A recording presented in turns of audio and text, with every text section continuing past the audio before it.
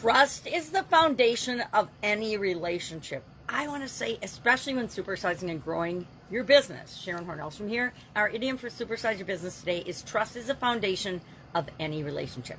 Now, business is, of course, all about relationships, building relationships, getting people that know, like, and trust you and want to exchange value and do business with you. I actually really love this topic, probably because it was a hard lesson learned for me. When I was younger, I trusted everybody. I mean, I just gave everybody the benefit of the doubt, trusted everyone, and didn't change my mind about someone or something unless somehow I got hurt or burnt.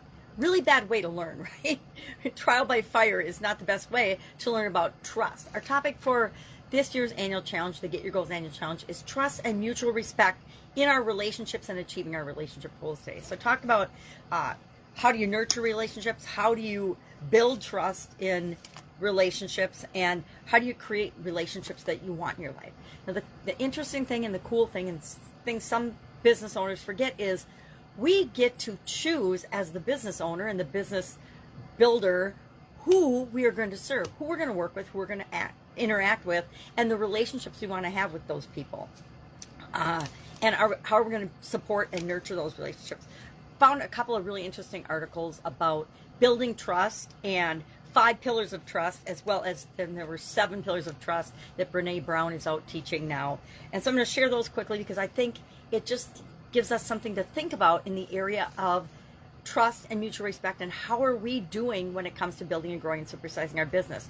Are we building our business on a strong foundation of trust, honesty, integrity, authenticity, making the world a better place, core values that matter to us and the people that we're here to serve?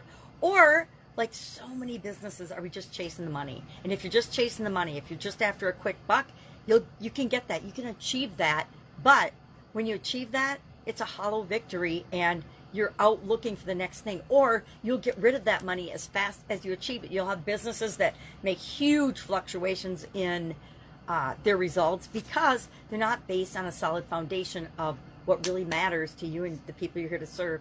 And I say it's all got to be about making the world a better place. Just my humble opinion, but I've found businesses that don't care about making the world a better place and they're just out making money, and those businesses tend to struggle more than, and maybe not in the short term, but in the long term for sure, than businesses that are founded on a solid foundation of doing what's right and things like that. So what are some of these pillars? The one article about 5 pillars of trust in a relationship, and of course this applies to our personal relationships as well as our business relationships, are transparency, reciprocity, understanding, safety, and time.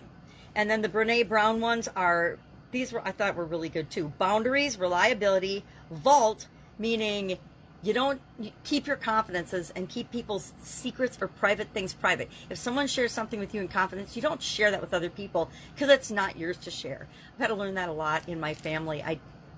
My family's really, really close, and it drives me crazy when I share something with one of my sisters and they turn around and tell everybody else in the family, because I purposefully told them not to share that with everybody in the family because I only wanted to share it with one person at a time. And it was my secret, my truth to share. So vault, that means keep confidences and keep consistency. Accountability, integrity, non-judgment, boy, that's a hard one for lots of us. Generosity, and then a bonus one, to be kind. Guess what? If you're kind and you treat people the way you want to be treated, and you have a good heart and soul and are wanting to make the world a better place, that's how people will treat you. What we put out into the world is what comes back to us. I think the Bible or something says 6 to 10-fold. So the older I get, the more careful I am about what I put out into the world, because I don't want a bunch of negative stuff ever coming back to me. So that's our idiom for today. There's not really a good history of this particular idiom or expression. It's sprinkled throughout literature, it's sprinkled throughout time. The concept of it is sprinkled throughout history, just like so many of these idioms lately that don't have a clear start and stop, which, when we use things in the English language and we repeat them, it's like slang.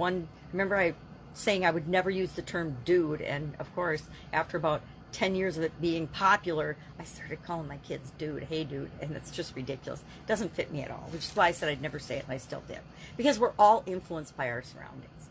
right, that's it. That's our idiom for today. Love to know how this idiom has impacted you, or if you have thought about and spent some time building into your organization trust and these ways of improving and building our relationships. Have a great day, and I'll, of course, be with you tomorrow.